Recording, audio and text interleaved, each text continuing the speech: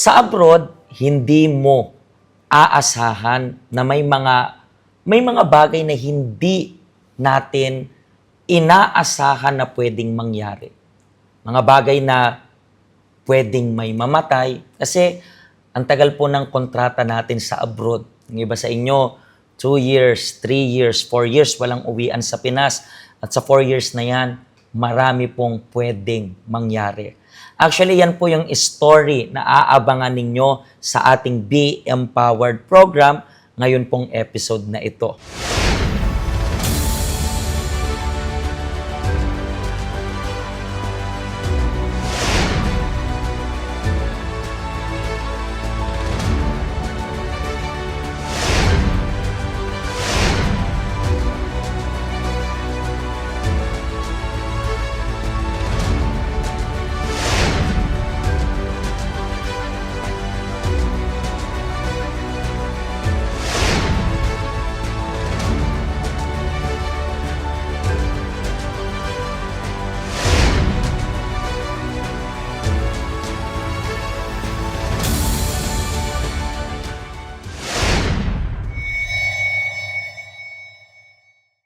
Kasama ko po ngayon ang special guest natin ngayong araw.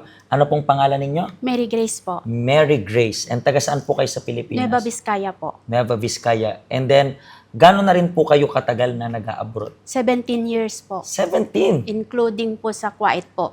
Tsaka dito po. So, dalawang bansa lang naman. Yes po. Pero, anong pinaka-reason mo kung bakit ka nag-decide na mag-abroad? Gusto ko pong makapag-aral yung mga anak ko at masustentuhan ko yung mga pangangailangan po nila kasi nag-iisa na po ako. Pero sa Pinas, nag-work ka na or hindi talaga? Nag-work po ako sa grocery store tsaka restaurant ng tita ko po. Pero hindi enough yung income. Hindi enough mo. po. So bakit, ang una mong pinuntahang bansa is, Kuwait po. bakit yan yung bansa na pag-decide mo? Ang daming bansa, di ba? Pwede kang mag-abroad iba't ibang bansa, pero bakit yan yung napili mong bansa? Nirekomenda po ako doon ng tita ko po na dating katulong ng nanay ng amo ko po. So doon ka rin nagtrabaho sa same na recommend niya or? Same po, pero sa anak lang po niya ako nagtrabaho okay. po. So, Kinuha po ako ng anak niya. So doon pa rin siya nagtatrabaho that time, pero andun ka na Ay, rin? wala na po siya So, doon. yun na For yung, good na po siya. For good, kaya ikaw na yung parang pumalit. Opo. And ilang years ka sa Kuwait? 7 years po. 7 years. And then so far, kamusta yung experience mo doon? Okay lang naman po kasi 3 po kaming katulong sa isang bahay. Mhm. Ako po yung nag-aasikaso sa mag-asawa, pero sa mga bata, sa ibang katulong po yun siya. Pero nababalitaan ko na sa Middle East is malaki yung size ng bahay. Yes po, napakalaki po. Bali, 4th floor po, pang-5 po yung rooftop po. Mm. And then, doon sa Kuwait, ano yung pinaka-challenging na situation ng buhay mo? Yun doon po yung tumawag po sila sa akin na namatay yung anak ko po. Anak mo? Ilang taong pa lang yung anak mo? That time? 15 years old po. Pero anong kinamatay daw? Sabi po nila heart attack po kasi natumba po siya sa toilet tapos dinala sa hospital pero dead on arrival po.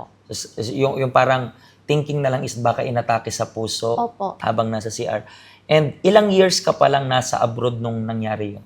Bali, 4 years pa lang po yata. Pero that time, umuwi ka or hindi? Pinauwi po ako agad Pinauwi ng ka? amo ko po.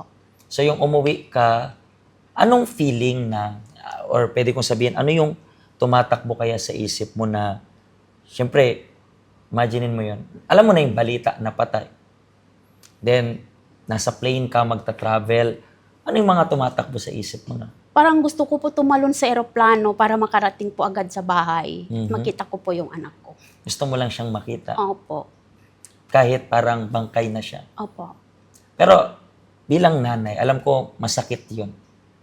Parang kasing hindi mo man lang nasilayan ng buhay, uuwi ka, basically malamig na siyang ng bangkay.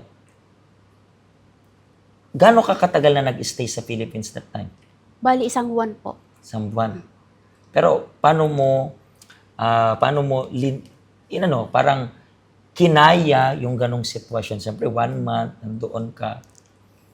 Sa tulong at mga advice po ng mga kamag-anak at kaibigan, bali nalabanan ko po yung parang pagkalungkot po, parang gusto ko na din, parang nawalan ako ng ganang mabuhay na din po yung panahon na yun. Ano po ba yun yung namatay yung anak na yun? Panganay yun or Bali, pangalawa po. pangalawa?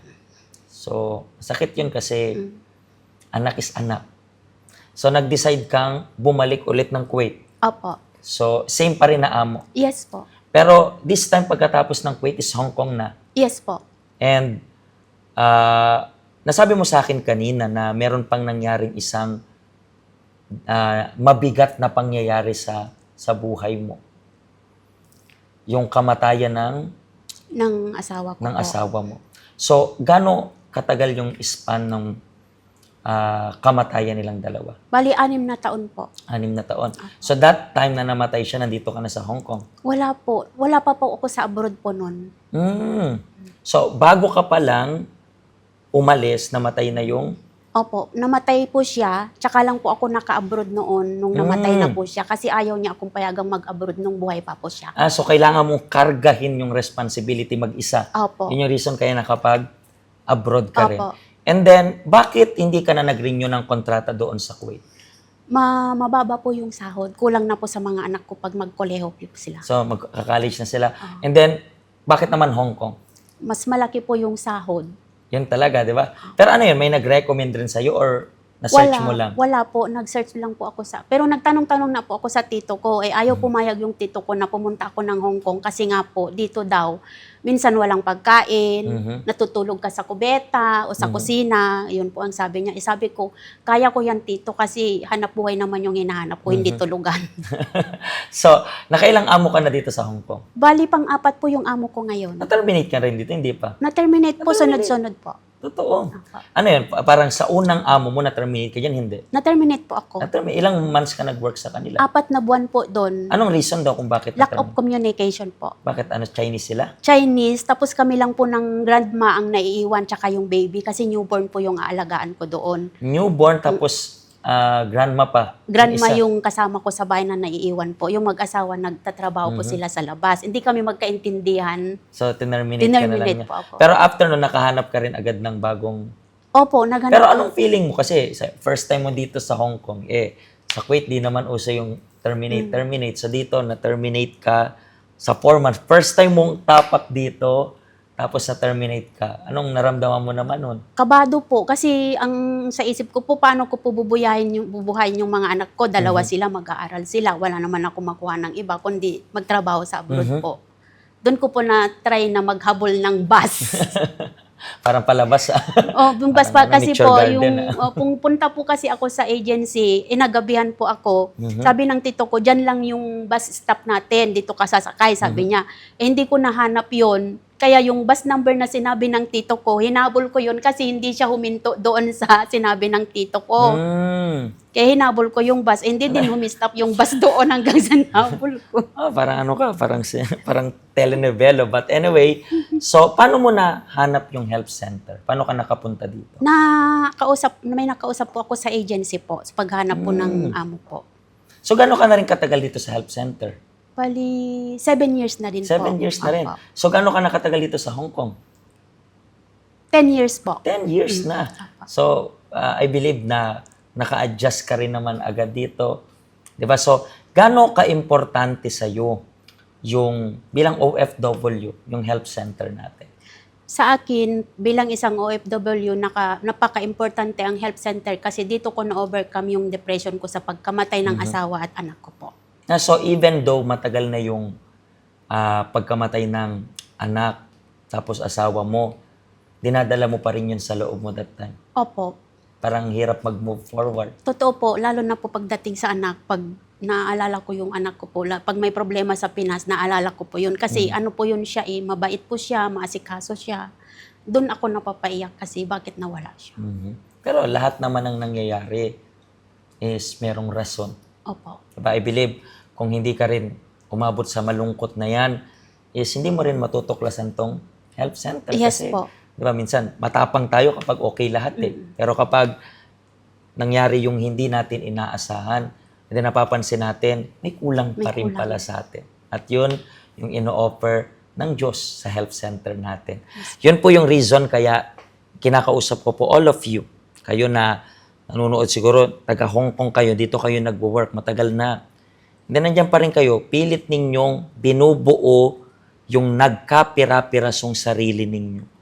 And then, hindi nyo alam kung paano magsimula, hindi nyo alam kung paano makaka-move on. Siguro namatayan ka rin. Yung health center, tuturuan kayo ng mga practical advice para maging healthy yung isipan ninyo para po makamove on kayo sa lahat ng hamon ng buhay. Bukas po kami everyday. Just visit us at nandito kami para tulungan kayo. Sa susunod na episode, mas makakarinig tayo ng mga special na story ng totoong buhay ng mga OFW na kinukonsider natin as bayani sa modern na panahon. Pagpalain po kayo ng Diyos and see you sa next episode. Hello, ako po si Pastor Joshua dito po sa UCKJ Health Center dito po sa Hong Kong. At yung mga napanood nyo pong testimony ay mga testimony ng mga OFW dito sa Hong Kong. Pero I believe makaka-relate rin naman kahit nasaan po kayong bansa. Basta OFW. Ang health center po natin ay walang pinipiling religion. Base na rin po sa name, Health Center. Kung kailangan nyo po ng karagdagang information, nandito lang po sa baba lahat ng information na kailangan ninyo. Kontakin nyo lang po kami at magiging masaya po kami na matulungan ka, ma-assist ka, nasaan man po kayong bansa. Pagpalain po kayo ng Diyos.